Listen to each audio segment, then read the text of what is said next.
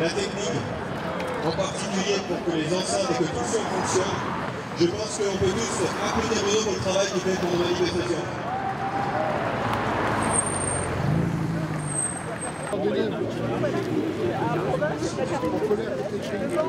Vous m'entendez?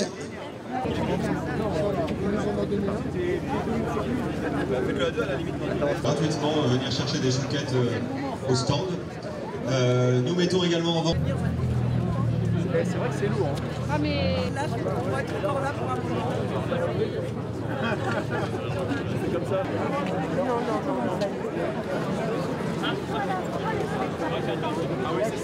Et merci d'être tous ici. Comme d'habitude, les personnes de la police et de la préfecture nous demandent de vous transmettre le message de mise des masques, respect des gestes barrières et ainsi de suite. En plus de ça, comme vous pouvez le voir, il y a des caméras qui sont présentes aujourd'hui et ça veut dire que de plus en plus d'accueil, d'être bon enfant, comme nous le sommes toutes les semaines, depuis maintenant 16 semaines. Et il y a en particulier les journalistes de quotidien que nous pouvons accueillir chaleureusement. Bravo! Ils sont là. Ça va être dur. Je vais pour qui? Pour Patrice. Pour Patrice. Ça va être dur. C'est comme ça que vous voulez remonter le moral? Non, mais je suis réaliste. Vous savez, avec tous les trucs qu'on a autour de nous. Je vais mettre vive la France, vive la liberté.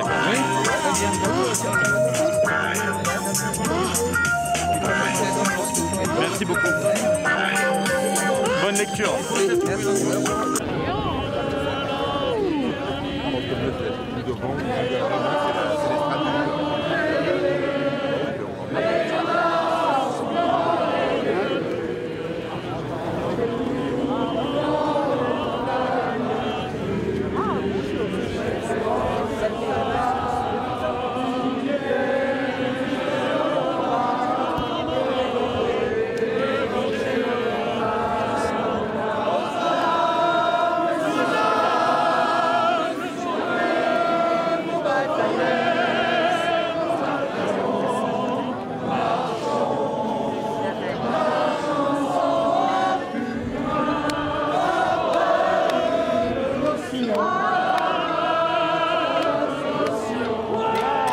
Milad Kundera, ce grand écrivain, que je vous conseille de lire pour le prochain confinement, pour ceux qui ne l'auraient pas fait. Toute l'œuvre est bonne à lire, sur les routes héritées. C'est ça qui est important. On peut être moderne et progressiste, mais sur les routes héritées, c'est-à-dire effectivement avec la tradition qui est celle de la France, et non pas la rupture qui est celle des macroniens de tout poil. Alors, 2-3 mots pour vous dire que nous avons été hier à Nice et nous avons eu un accueil très très chaleureux et nous en sommes ravis. On peut applaudir les Niçois, on peut les applaudir et toutes les Alpes-Maritimes. Ils étaient très nombreux et très fervents, superbes. Bravo. Super, mais aujourd'hui on est gâtés aussi, d'accord? Alors je voulais juste revenir en 2 mots sur ce qu'a dit le secrétaire général de l'ONU. Il avait dit avant cette déclaration, en propos liminaire, il avait dit « Brandissant la pandémie comme prétexte, les autorités de certains pays... » Bonjour à tous.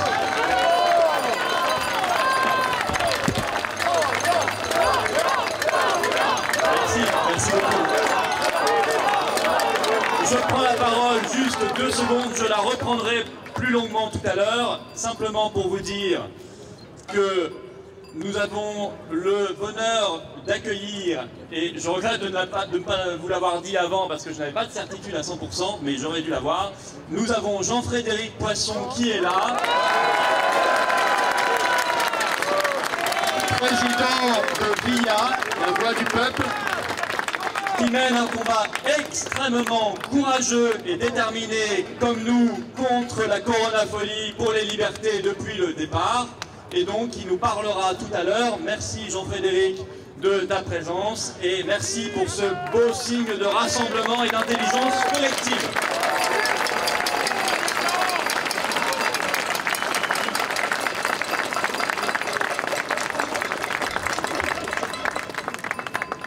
Je vous prie en revanche d'excuser l'absence que je n'ai pas pu vous annoncer non plus, parce qu'elle est arrivée très tardivement, de Maître Brouza, qui devait venir, mais qui m'a envoyé un texto hier très tard, je n'ai pas pu vous prévenir, et qui viendra une autre fois, ne vous inquiétez pas. Et je passe, non, restez sympa avec lui, il viendra une autre fois. Voilà, c'est mieux. Je passe la parole à Sébastien, référent des Yvelines, qui doit la prendre.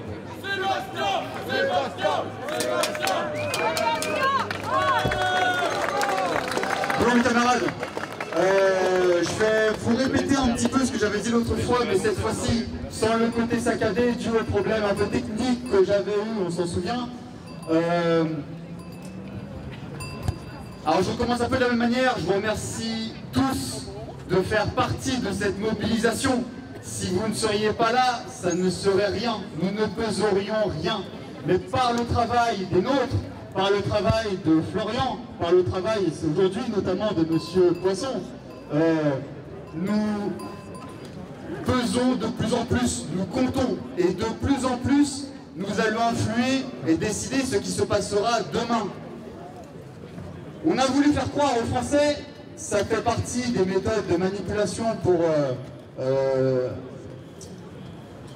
mettre un peu à l'esclavage un peuple. On a voulu leur faire avoir honte d'eux-mêmes, leur faire oublier leur histoire, leur dire qu'ils étaient petits, honteux, qu'ils avaient une histoire qui serait une honte. Au contraire, les Français, ce sont des lions. Et ça, c'est quelque chose que l'on est en train de se souvenir.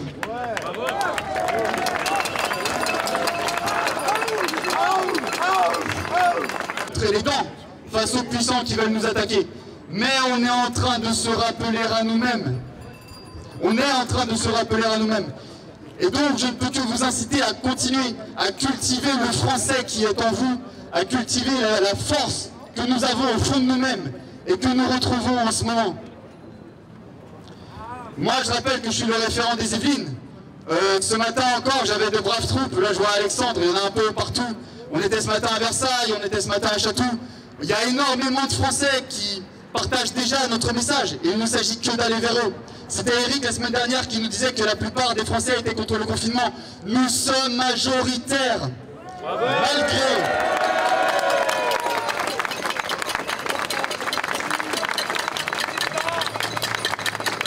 Malgré une propagande et Dieu sait quelle guerre cognitive. Résistance, résistance, résistance, résistance, résistance, résistance, résistance, résistance, résistance, résistance, résistance, résistance, résistance, résistance, résistance, résistance. Petite annonce de service, comme vous l'avez vu, il y a un dispositif policier important qui nous demande de faire passer le message, le respect du port du masque et des consignes sanitaires, de la distanciation sociale par rapport à tout ça. La police avec nous! Pas des animaux! Mesdames et messieurs, la police avec nous! Est-ce que vous m'entendez? J'ai rien entendu! Est-ce que vous m'entendez? Est-ce que vous avez envie de vous battre pour la liberté?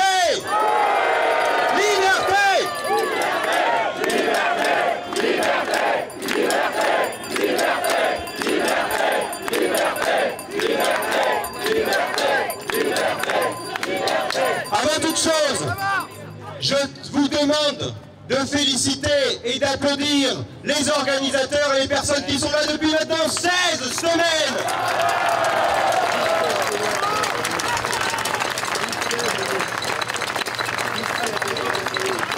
Et cette semaine, donc, c'est la 17e semaine. Grâce à nos manifestations, de plus en plus de Français ouvrent les yeux. Grâce à nos manifestations, Véran, juste en haut, ne peut pas faire comme s'il ne nous entendait pas. On va faire un maximum de bruit, parce que là, il fait la sieste, il faut le réveiller.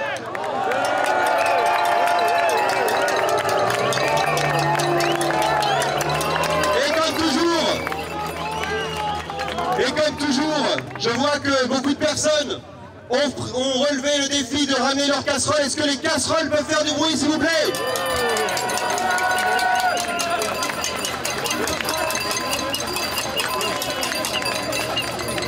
Alors vous l'avez vu, ils essayent par leurs mesures liberticides de nous séquestrer, isolés, chacun chez nous, chacun de notre côté, complètement isolés.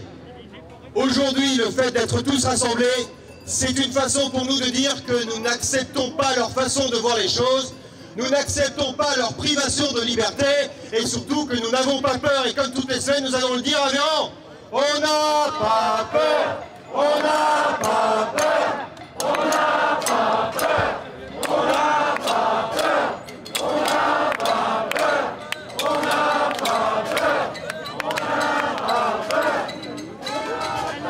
La situation est de plus en plus difficile puisqu'il y a encore quelques semaines, lorsque nous mettions déjà en garde contre le projet honteux de passeport sanitaire,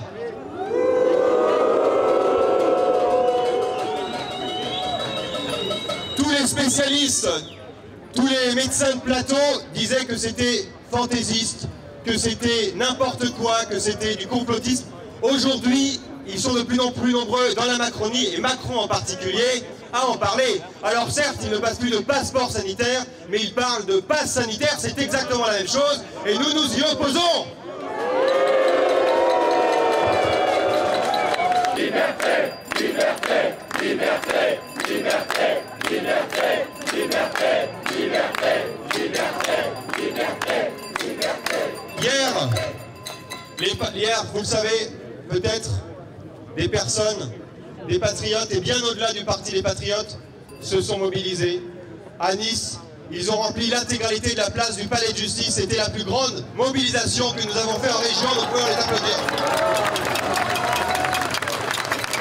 Un défenseur de la France, de la liberté, un homme de valeur. Il est le président de VIA.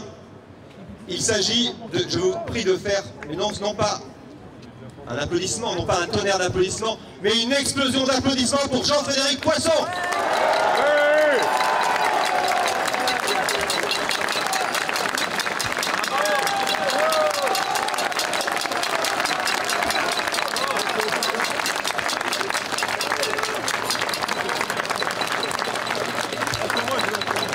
Merci beaucoup pour votre accueil si chaleureux, cher Florian, chers organisateurs. Je crains qu'en m'applaudissant, vous vous soyez trompé d'animal, parce qu'on évoquait les lions tout à l'heure. Vous avez remarqué que je porte un autre nom, d'une espèce qui rugit peu. Mais les circonstances sont telles que, depuis déjà quelques semaines, quelques mois, presque depuis le début de cette crise sanitaire, nous nous sommes engagés avec nos amis de VIA, la Voix du Peuple, puis le soutien de tous ceux qui soutiennent notre combat, pour la défense des libertés qui sont attaquées de manière systématique, de manière sournoise parfois, mais parfois aussi de manière tout à fait ouverte et presque spectaculaire. Toutes ces libertés que petit à petit, à l'occasion de la crise sanitaire, le gouvernement rabote, suspend, supprime, menace. Et je suis très heureux d'être avec vous aujourd'hui, à l'invitation de Florian, que je remercie à nouveau pour son invitation, d'être avec vous, rassemblés sous ces deux très beaux symboles que sont d'abord le mot de liberté et le drapeau français. Voilà ce qui nous réunit aujourd'hui, et voilà pourquoi nous sommes présents sous les fenêtres sinistres du ministre de la Santé. Oh, les fonctionnaires de ce ministère n'y sont pas pour grand-chose. Mais vous savez comme moi, et vous voyez bien comme moi, que ce avec quoi nous ne pouvons pas être d'accord, ce sont les principes mêmes de la gestion de cette crise sanitaire.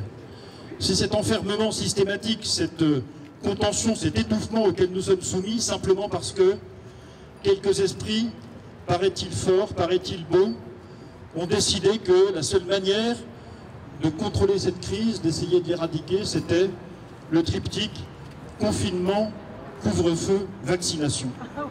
Il y a d'autres manières de traiter cette crise. Il y a d'autres façons de respecter les Français.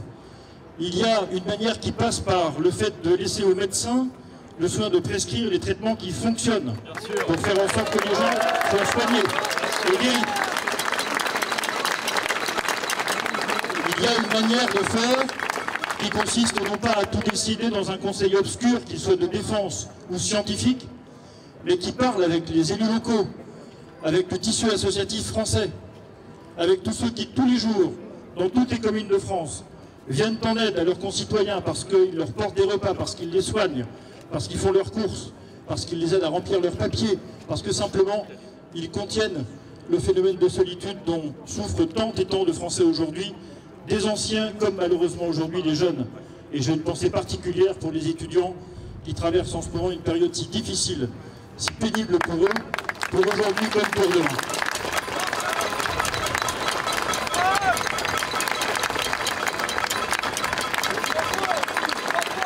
Mes chers amis, j'ai malheureusement quelques mauvaises nouvelles pour vous parce que, au cas où vous ne vous en seriez pas rendu compte, et malheureusement c'est possible, depuis le 4 décembre dernier, chacun et chacune d'entre nous peut être fiché pour ses opinions philosophiques, religieuses ou syndicales, parce que quelqu'un aura décidé, on ne sait pas où, on ne sait pas comment, on ne sait pas qui, on ne sait pas pourquoi, on ne sait pas pour combien de temps, de considérer que vous, monsieur, vous, madame, vous, mademoiselle, vous représentez, nous représentons des dangers pour la sûreté de l'État.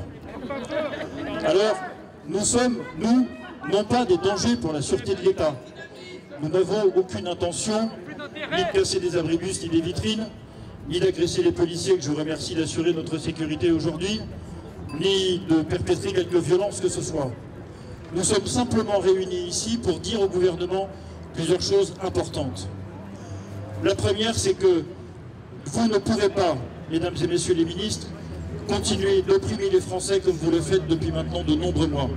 Et nous sommes entrés aujourd'hui, très clairement, dans un régime d'oppression. Et je prétends qu'un régime politique qui fiche ses citoyens, je prétends qu'un régime politique qui n'est pas contrôlé par le Parlement, qu'un régime politique qui prend des décisions auxquelles personne ne peut s'opposer parce qu'elles ne sont pas connues, qu'un Parlement qui ne fonctionne plus, que la censure qui s'installe dans les médias, que les associations qui sont dissoutes parce que leur seul tort est de ne pas plaire au gouvernement, et j'étais, Florian y était aussi, et sans doute quelques-uns d'entre vous, samedi dernier, pas loin d'ici, pour soutenir l'association Génération Identitaire. Je prétends qu'un gouvernement qui empêche les Français de travailler, qui empêche les commerçants d'ouvrir, qui empêche les médecins de prescrire, qui empêche les gens d'enseigner leurs enfants chez eux si ça leur fait plaisir, je prétends que ce gouvernement-là opprime son peuple. Et nous ne pourrons pas supporter longtemps cette oppression.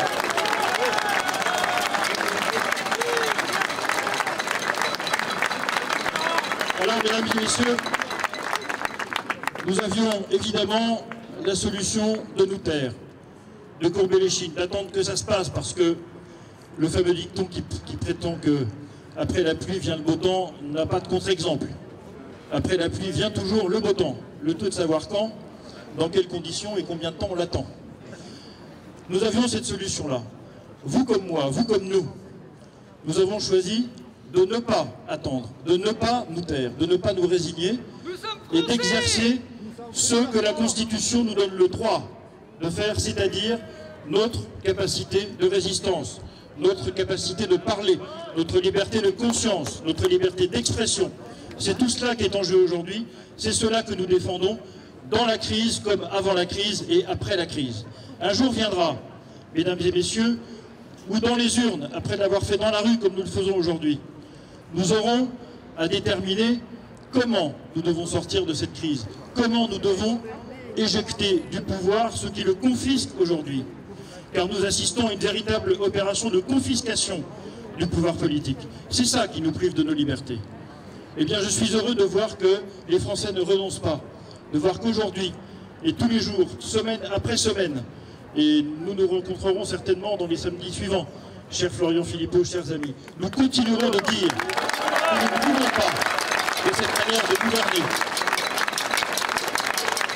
Et je termine en vous disant que le bruit que nous faisons aujourd'hui est bien sûr la meilleure preuve de notre présence, mais je voudrais partager cette réflexion avec vous. Vous savez, les régimes autoritaires ne vivent et ne survivent que grâce au silence de leurs opposants. Regardez la manière dont le gouvernement essaie de faire taire ceux qui ne sont pas d'accord avec lui, la manière dont il discrédite les paroles qui s'y opposent, la manière dont on méprise, dont on caricature les discours pourtant très sensés qui disent qu'il y a d'autres voies, il y a d'autres manières de faire. Mesdames et messieurs, je vous le dis et je suis heureux de le dire avec nos amis ici, avec toi Florian et vous tous, sous les fenêtres du ministre de la Santé, mesdames et messieurs, vous n'aurez pas la joie de nous entendre nous taire, vous n'aurez pas notre silence. Merci à tous. Bravo.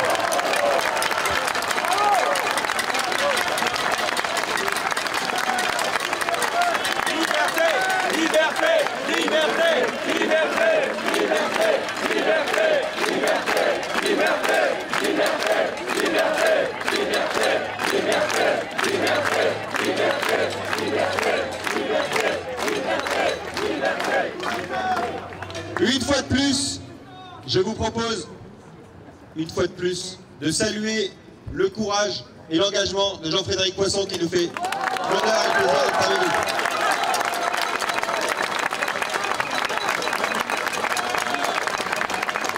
C'est un véritable combat de société, voire même de civilisation qui nous mène.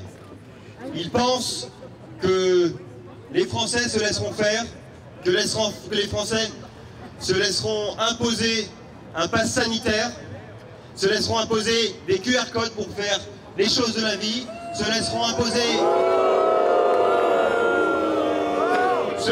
imposer qui ils doivent fréquenter, se laisseront imposer où est-ce que papy et mamie devront passer le réveillon, se laisseront imposer combien de personnes pourront vivre chez eux, se laisseront imposer un nouvel esclavage.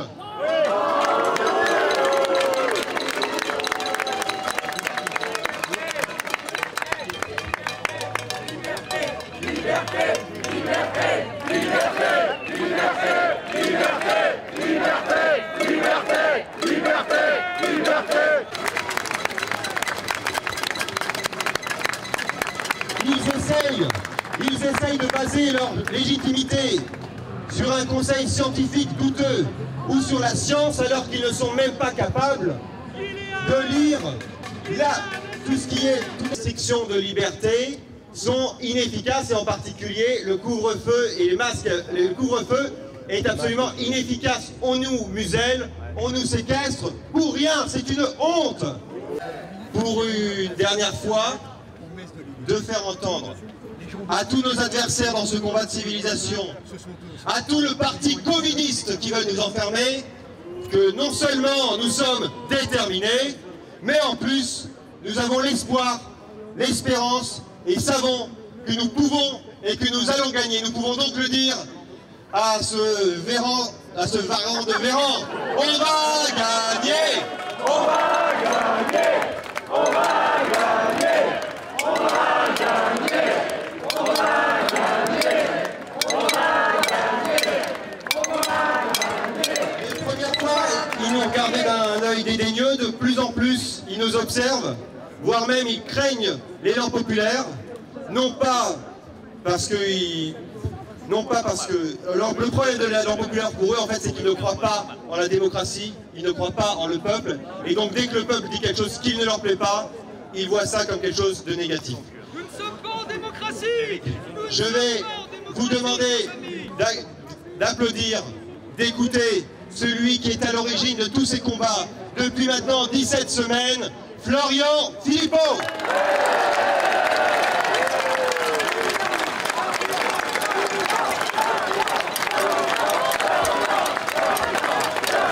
Merci beaucoup. Bravo à tous. Bravo, merci. Vous êtes décidément extrêmement nombreux.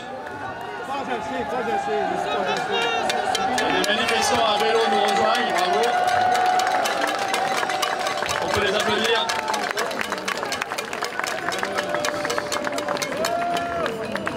Alors je dis un grand bravo d'abord aux organisateurs de ce rassemblement, référent de Paris, Dominique Bourse-Provence, que vous pouvez applaudir. Les référents d'Île-de-France qui sont là, qui font le travail, que vous pouvez applaudir. Bravo à Sébastien Elfebvre qui est intervenu, référent des Yvelines.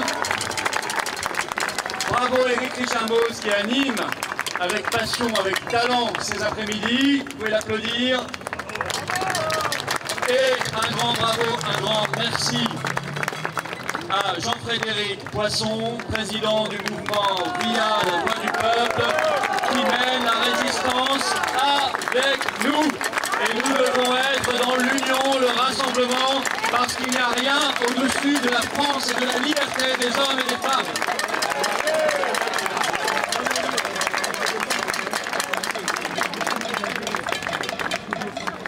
Alors effectivement, on vous en a parlé, nous étions il y a peu de temps, moins de 24 heures, nous étions à Nice. Vous avez sûrement vu des images. J'avais eu envie d'aller à l'épicentre actuel de ce qu'est la tyrannie covidiste. Une ville, une promenade des Anglais, transformée en promenade du variant anglais. Confiné alors qu'on est au grand air, sur le littoral, au bord de la mer, c'est une absurdité, y compris médicale. Une ville martyrisée par son maire, M. Estrosi.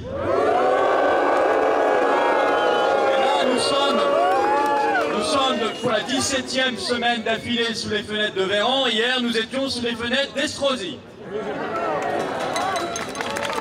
Estrosi, qui impose à sa ville et à ses administrés, depuis le début de cette crise, depuis maintenant quasiment 1 an, à chaque fois, avant les autres, les mesures les plus restrictives. C'est là-bas qu'il y a eu les premiers couvre-feux, dès avril 2020. C'est là-bas qu'il y a eu la première fois le masque obligatoire à l'extérieur. C'est même là-bas qu'au mois d'août 2020, ils avaient imposé le masque obligatoire à l'intérieur de la voiture dans certains quartiers.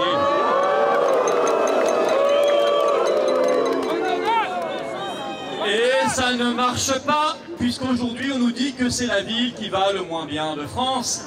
Alors il ferait bien de se poser quelques questions, Monsieur Estrosi, Monsieur Véran, Monsieur Castex, Monsieur Macron. Pourquoi appliquer toujours les mêmes mesures s'ils constatent que ça ne fonctionne pas?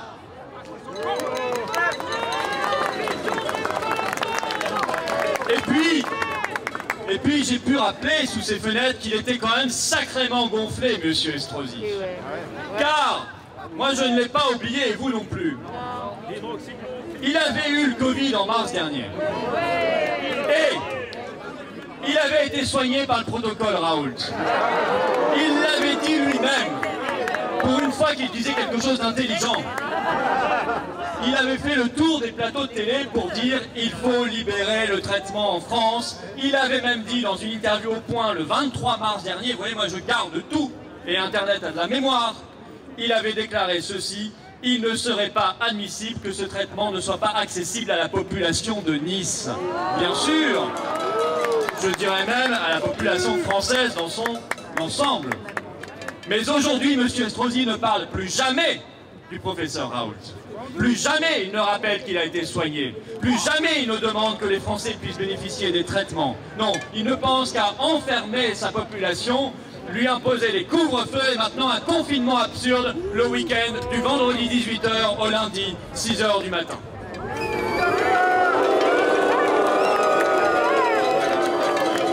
Nous continuerons ce tour de France de la résistance.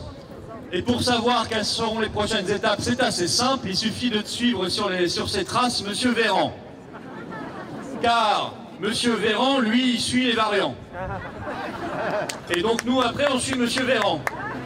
Et on sait où est-ce qu'il faut aller pour libérer les villes martyrisées par ce pouvoir covidiste.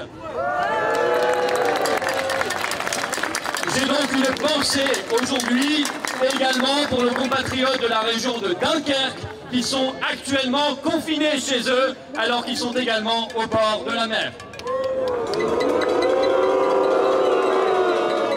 Mais, vous l'avez sans doute vu depuis hier soir, excusez-moi, je suis fatigué. Que n'avons-nous fait en allant manifester à Nice?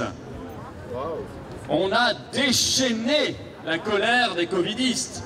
Preuve qu'on a frappé au cœur.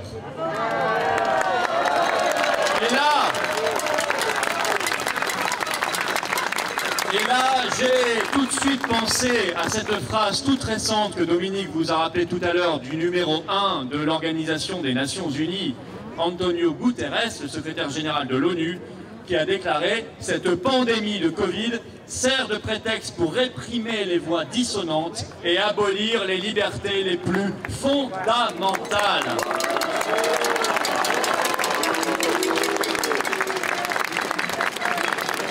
Manifester aujourd'hui, enfin manifester en tout cas sur ce sujet-là, parce qu'il y a d'autres manifestations qui posent aucun problème. Je pense à la famille Traoré par exemple, pas de problème. Mais manifester sur ce sujet-là, c'est interdit en régime covidiste macroniste. Eh bien, nous ne sommes pas de ce bois-là, nous n'avons pas l'intention de nous laisser faire, d'obéir, de nous soumettre et de nous mettre à plat ventre. Nous sommes des Françaises et des Français libres, dignes et debout, et nous continuerons jusqu'à la victoire.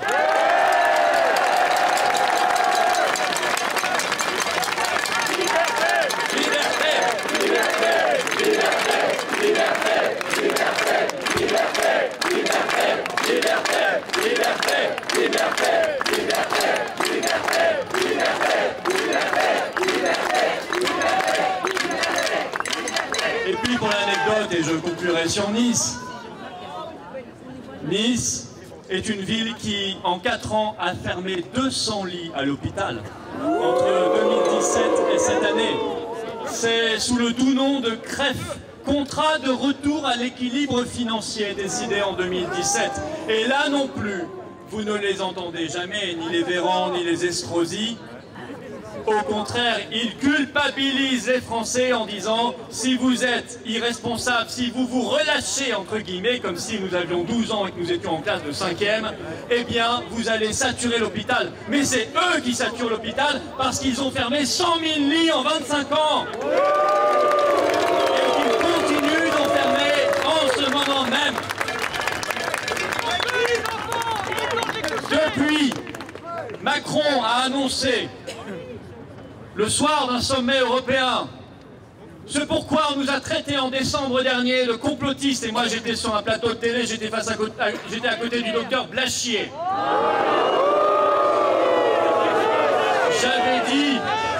J'avais dit, le début décembre, nous lançons une grande pétition nationale contre le passeport sanitaire qui arrive. Il avait levé les yeux au ciel et m'avait dit complotisme. J'en déduis donc que M. Macron est complotiste lui-même, puisqu'il a annoncé très officiellement « Ah, c'est vrai, pas le passeport sanitaire, non, il a annoncé le pass sanitaire. » Ça fait mieux en anglais, probablement. Mais le contenu est exactement le même. Et c'est un contenu qui rompt des principes essentiels, qui rompt le principe évidemment de liberté, qui rompt le principe d'égalité entre les citoyens de première zone et les citoyens qui auront moins de droits, qui rompt donc le principe de fraternité entre nous et qui crée d'énormes problèmes moraux, éthiques, de rupture de civilisation. On met le doigt dans un engrenage extrêmement dangereux, car demain, vous imaginez bien que ce genre d'outil numérique, passe sanitaire, pourra être utilisé pour dire à tel ou tel porteur de maladie ou de pathologie qu'il ne pourra pas se rendre dans tel ou tel lieu public. Je croyais que nous avions combattu contre ces discriminations depuis des années et des décennies. Eh bien non, ils sont en train de les instaurer dans un silence, en absence de débat, sans nous demander notre avis. Et vous savez pourquoi?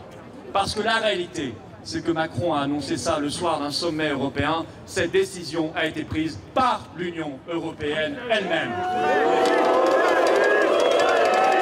Le lendemain même, oui, Frexit, évidemment Frexit, Frexit, Frexit, Frexit, Frexit, Frexit, Frexit, Frexit. Évidemment qu'il faudra sortir le plus vite possible de cette structure oligarchique et dictatoriale.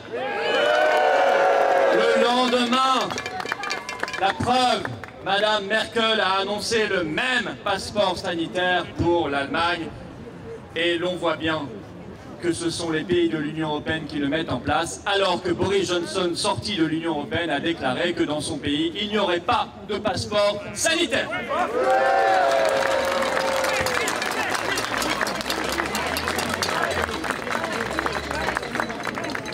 Alors nous nous battons pour le traitement. J'en parlais avec ce triste sire d'Estrosi. Ah oui, mais parfois, certaines fois, ils autorisent les traitements. Ils l'avaient fait pour le remdesivir, souvenez-vous. Ils en avaient même acheté pour 1 milliard d'euros le 8 octobre au niveau de l'Union européenne. Médicaments, traitements déclarés inutiles, inefficaces, voire dangereux, et Raoult ajoute qu'il est probablement mutagène, qu'il crée des mutants et des variants. Véran a annoncé il y a quelques jours qu'on allait commander les anticorps monoclonaux. Alors moi j'ai rien contre les anticorps monoclonaux, je connais pas très bien, je vous avoue. Je découvre avec vous. Mais je sais une chose. C'est que ça coûte très cher. Ça coûte plus de 2 000 € le traitement, comme le remdesivir d'ailleurs. Et que ce sont systématiquement les traitements avec beaucoup de guillemets très chers qui sont autorisés. Mais pire que ça, je vais citer le journal Le Monde de ce matin. Le titre de l'article, les anticorps monoclonaux, un traitement à l'efficacité discutée, disent-ils pudiquement. Et pourtant, cette fois-ci, on ne nous fait pas le sketch qu'on a fait pour Raoult et l'hydroxychloroquine et l'azithromycine. On ne nous fait pas le sketch qu'on a fait pour l'ivermectine. On en commande, on fait le chèque directement pour le labo et on en importe massivement. Et on continue dans le même temps d'interdire aux médecins libéraux de prescrire. Il faut lever cette interdiction, mes chers amis, le plus vite possible. Laissez la liberté aux médecins de prescrire.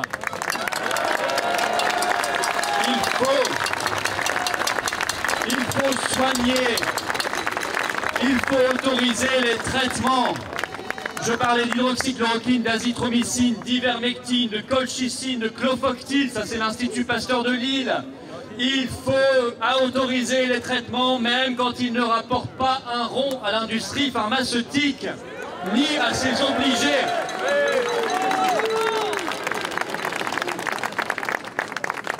Il faut mettre le paquet sur la prévention.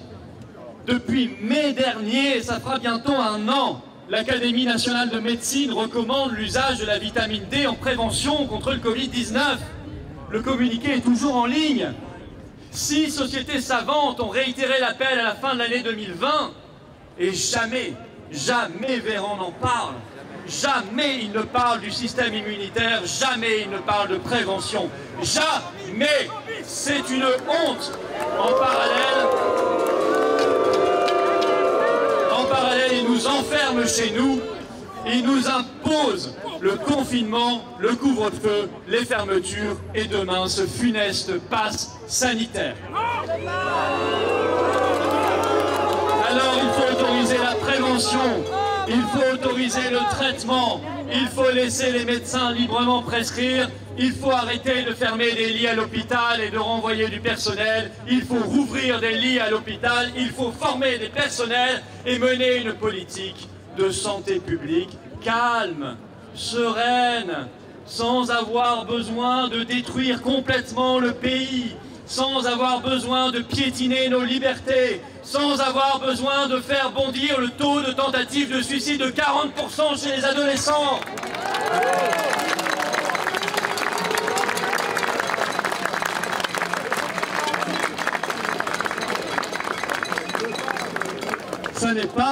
Ça n'est pas, vous l'aurez vu, la voie qu'ils ont choisie pour le moment. Pour l'instant, c'est peur à tous les étages. Nous sommes sous peur, sous intraveineuse, du matin au soir. Et ils ont donc décidé de reconfiner progressivement la France, de faire comme ils le disent. J'ai bien aimé cette expression d'Olivier Véran. Il a dit « nous faisons du cousu humain ». Pourtant, il ne fait pas dans la dentelle. Il ne fait pas dans la dentelle, il va confiner progressivement la France.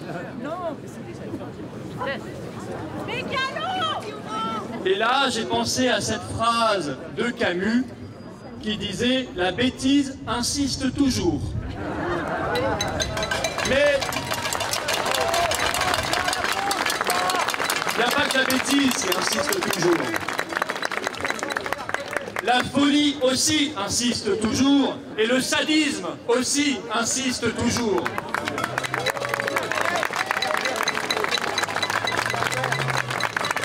Ils sont d'ailleurs probablement en train de faire un concours. Alors je crois qu'ils veulent dépasser le préfet l'allemand, hein, parce que le préfet de la Somme a annoncé aujourd'hui par arrêté préfectoral que le masque serait obligatoire sur les plages de la Somme. Alors si vous connaissez un peu les plages de la Somme, ce sont de vastes étendues. Tout ça, évidemment, sous prétexte sanitaire. Tout ça pour votre bien. Je crois qu'ils se fichent littéralement de nous. Cette politique n'a plus rien de sanitaire, elle est intégralement politique.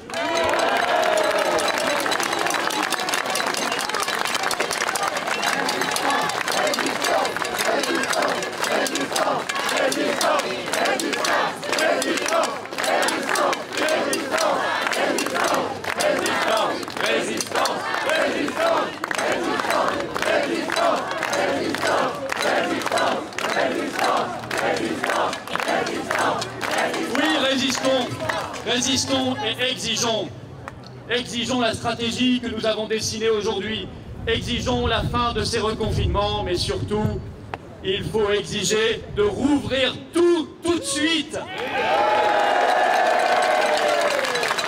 Et de rouvrir, et j'insiste beaucoup là-dessus, parce que nous sommes des êtres humains, de rouvrir en mode normal.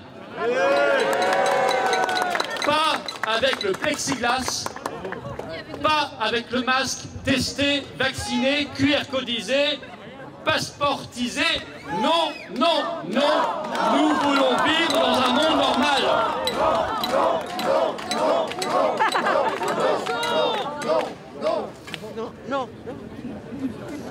Nous devons exiger toutes nos libertés tout de suite. Et nous devons exiger la fin du masque obligatoire.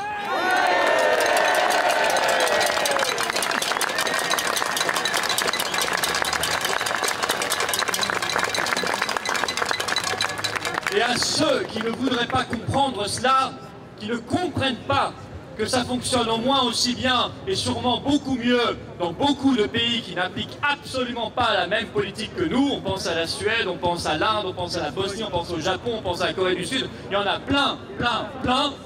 Ceux qui ne comprennent pas qu'il y a une dynamique naturelle du virus, eh bien je leur dis, éteignez votre télé et rallumez votre cerveau.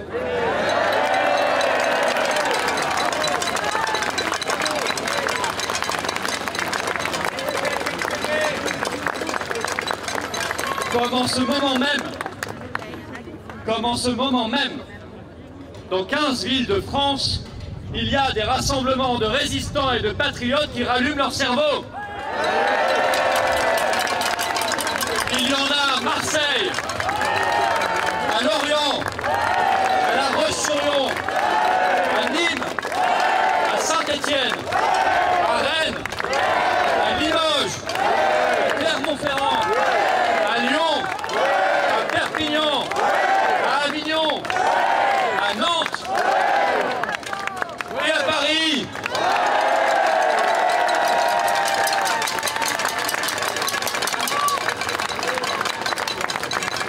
Je conclurai, mes chers amis, en vous disant d'être optimiste, d'être courageux, d'avoir le sourire, d'avoir la foi, d'avoir l'envie de vous battre. Ne perdez jamais espoir. Nous allons gagner.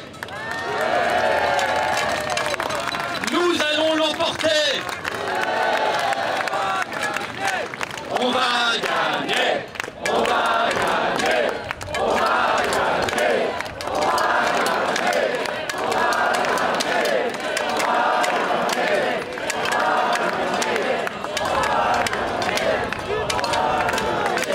On va gagner. Vous êtes les meilleurs. Vive la résistance, vive la liberté et vive la France.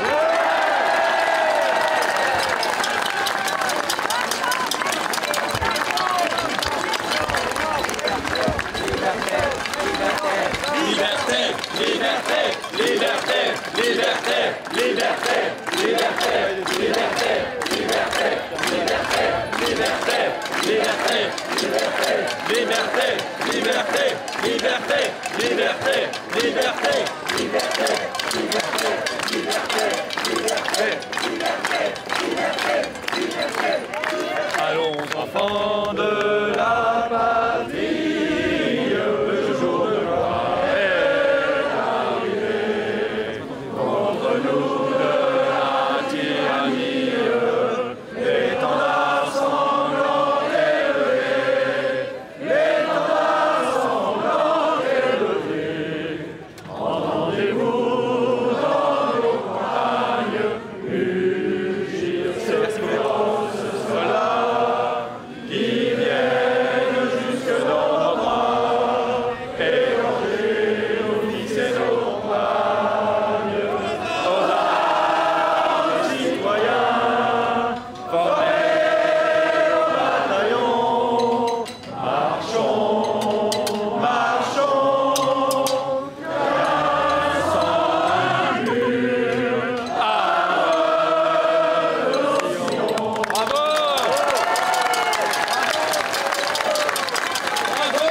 J'étais déprimée. Ah bah, on est heureux d'avoir pu vous sortir un peu de la déprime alors. Ah ouais, non, mais c'est clair. Hein. Tous les deux, pourquoi vous êtes... Un peu chacun quand même. Ouais. Vous voyez, en plus, on se connaît depuis pas très longtemps. Pas très longtemps. Non, c'est bien, c'est comme ça aussi. Moi, je pense que la politique, c'est être capable de parler à des gens à qui vous ne connaissez pas avant. Il faut absolument le continuer, ce travail. Et vous-même, il faut que vous ayez voir les gens partout, dans tous les partis politiques, peu importe. Ce qui compte sur le terrain, c'est d'être ensemble dans la résistance. Merci. Mais je voulais vous demander, ici, à côté, à vos patriotes, vous avez derrière, Oui. je trouve que ça... Oui. C'est inquiétant. Dans nos statuts, nous autorisons la double et triple appartenance si vous voulez. Vous pouvez aussi être chez Florian, absolument, madame, vous êtes la bienvenue. Sur Internet. Elle l'avait dit, oui. Vous êtes au courant? Oui, elle l'avait dit, elle l'avait dit. La prochaine fois, vous pouvez on pourrait faire un piqueur de rappel. Florian, Sylvia, parce que c'est bien, hein. Merci beaucoup. Merci beaucoup. C'est quoi le but de ces rassemblements chaque samedi? Bah, c'est de résister, c'est le 17e là, un rassemblement, c'est de résister, de montrer que tous les Français sont pas lobotomisés, à dire vive le confinement, vive les fermetures, vive le couvre-feu, vive le pass sanitaire de Macron. Non, on résiste, on dit il faut faire autre chose, la prévention, le traitement, prendre soin normalement des gens, des personnes vulnérables, arrêter de fermer des lits à l'hôpital, et puis arrêter de saccager le pays et nos libertés. Voilà, c'est un rassemblement de résistance. Dire un peu des meetings de campagne avant 2022? Non, honnêtement, moi je trouve pas que ce soit un meeting de campagne. Moi je pense pas du tout à 2022, je vais vous dire pourquoi, parce que je pense qu'on change pas du tout avec une élection. Moi d'ailleurs, je suis pas du tout de ceux qui pensent qu'ils sont obnubilés par une candidature à la présidentielle. On change pas un pays qui est aussi gravement malade par simplement 3 mois de campagne électorale et une élection, j'y crois pas. Il faut faire un travail beaucoup plus en profondeur, un vrai travail de réinformation, de réveil du peuple, et puis vraiment un travail de rassemblement aussi. C'est pour ça que j'ai invité Jean-Frédéric Poisson aujourd'hui, je suis très heureux qu'il soit venu, on en a fait venir d'autres avant, et on en fera venir d'autres demain. Ça va être un thème de la campagne, vous le savez. Est-ce que Macron a envie qu'il y ait une campagne, à votre avis? Moi je crois qu'il n'a pas envie qu'il y ait une campagne en fait. Donc vous avez raison, ça va être le thème de la campagne, parce que tout simplement on parlera que de ça jusqu'au bout, parce que Macron ne veut pas qu'il y ait de campagne. Et même en ce moment, vous savez qu'ils nous interdisent les meetings, etc. Donc c'est-à-dire qu'on interdit la démocratie. Vous serez candidat s'il y a une campagne? Je sais pas, honnêtement c'est pas mon sujet aujourd'hui, moi je suis presque au jour le jour, vous voyez, la situation de la France elle exige qu'on soit au jour le jour avec elle, et si je me projette sur présidentielle dans plus d'1 an, je serai comme les autres, obnubilé par ma candidature, et donc je ferai plus les choses bien. Il faut les faire intelligemment. Là, chaque samedi, il y a de plus en plus de monde, c'est un succès? Oui, il y a de plus en plus de monde, et en plus on est dans 15 villes de France en même temps. J'ai cité les villes tout à l'heure. Puis hier, on a fait Nice, il y avait un monde fou. C'est un gros succès. C'est un gros succès, et c'est bien. Ça montre que tous les Français ne dorment pas. Il y a des Français qui sont là. Il y a aussi des Français qui n'ont pas peur. Il ne faut pas avoir peur. J'appelle tous les autres qui ne sont pas encore venus. Venez, n'ayez pas peur, il n'y a rien à craindre. Il n'y a pas de problème. La police est là, elle assure notre sécurité, mais il n'y a pas de problème. Et ici, il y a plein de belle énergie. Il y a une très belle énergie ici. Si on se fait confiner l'Île-de-France, vous continuerez les meetings malgré le confinement? Vous ne pourrez plus les tenir? Comment ça va se passer? Non, pendant le précédent confinement, le décret prévoyait que les rassemblements étaient autorisés. On a fait des rassemblements pendant le confinement, le second confinement de novembre. On a pu les faire parce que la loi, Dieu merci, permet qu'on puisse, comme aujourd'hui, autoriser les manifestations déclarées. Donc nous continuerons évidemment, même si nous sommes reconfinés. Pas si censuré et interdit que ça finalement, comme vous le dites. Vous pouvez continuer à vos rassemblements. J'ai pas dit qu'on était censuré. Moi, non. Il y a beaucoup de lanceurs d'alerte qui sont censurés, qui ont perdu leurs réseaux sociaux. Il y a même le président, l'ancien président des États-Unis en exercice qui avait été censuré de tous les réseaux sociaux. Il y a de la censure quand même, faut pas croire. Les GAFAM et les États conjuguent leurs forces contre la liberté, voilà. Et on le sait bien, contre les discours alternatifs. Et même le secrétaire général de l'ONU l'a dit. La pandémie de Covid est utilisée comme prétexte contre les voix dissonantes et les libertés les plus fondamentales. C'est lui qui l'a dit, c'est pas moi, Antonio Guterres. Donc si vous voulez, bien sûr qu'il y en a. Et ça, bon, voilà, c'est comme ça, on sait. On sait que de toute façon, tous les contre-pouvoirs en France, médiatiques, sont à la botte du pouvoir, du gouvernement. Ils l'ont toujours été. Voilà, c'est tout. Bah, ils continueront de l'être, eux, etc. Ils sont tous à la botte.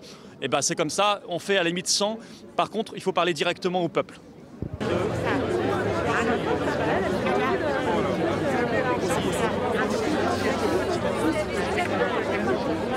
Cette semaine, mais c'est pour ça que j'ai rectifié au début. Je savais qu'il venait, mais je savais pas que c'était cette semaine.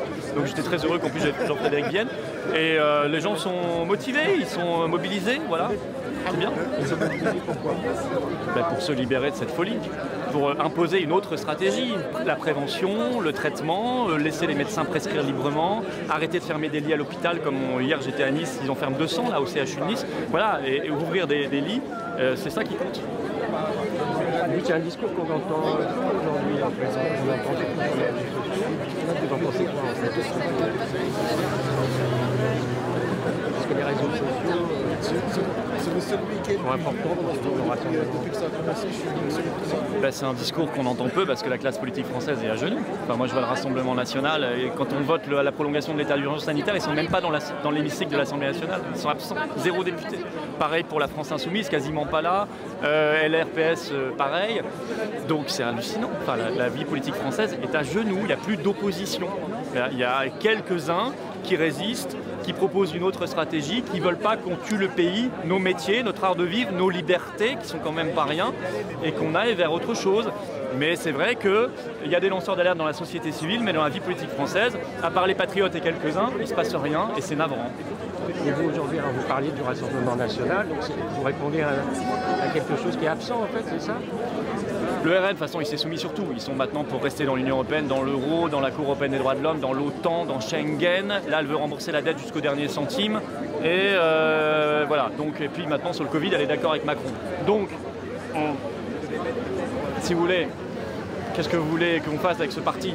Moi, je me demande si Marine Le Pen n'appellera pas à voter Macron au second tour, à ce rythme-là, si vous voulez. Voilà, je suis obligé de le dire, mais c'est triste, c'est un gâchis. Voilà. Bon, nous, les patriotes, on est là. On est là pour défendre une autre voie et pour défendre la souveraineté par le Frexit et la liberté des gens par la lutte que nous menons tous les samedis depuis 17 semaines, et ainsi que dans 15 villes de France. Et nous, alors justement, c'est qui les gens qui étaient là Il y a des patriotes, il y a des gens qui passent parce que c'est une manif de rue. Voilà, c'est ceux qui veulent venir, c'est ouvert. C'est une manif de rue, de toute façon c'est les seuls que nous avons le droit de faire aujourd'hui, parce qu'on n'a pas le droit de le faire dans des salles. Donc c'est divers, il y a des adhérents patriotes, il y a des gens qui viennent par curiosité, qui passent, qui s'arrêtent, qui regardent, il y a du voisinage, il y a des restaurateurs, il y a des artistes, il y a des commerçants, il y a des Auvergnats, il y a des Bretons, j'ai même vu une Corse tout à l'heure qui est venue spécialement, voilà, et c'est bien. Il y a des jeunes, il y a des moins jeunes, il y a tout le monde. Et politiquement, je pense que c'est hyper varié. La tradition politique des gens qui sont là est hyper variée. Moi, il y a des gens qui viennent d'ici de la gauche, il y a des gens qui viennent de la droite, il y a des gens qui viennent vraiment un peu partout. Mais à la limite, ça ne m'intéresse pas. Moi, ce qui m'intéresse, c'est qu'est-ce qu'ils veulent mener comme combat. Est-ce que ceux qui viennent ici, qui ne sont pas encore convaincus, parce qu'il y en a qui viennent par curiosité intellectuelle, et c'est très bien, est-ce qu'ils vont être convaincus demain qu'on peut faire autrement que ce que dit Véran et Macron ? C'est intéressant, ça. Et s'ils partent d'ici en disant « oui, on peut faire autrement », eh ben j'aurais gagné quelque chose. Il y avait des antifas qui voulaient foutre la merde dans la manif. On les attend toujours.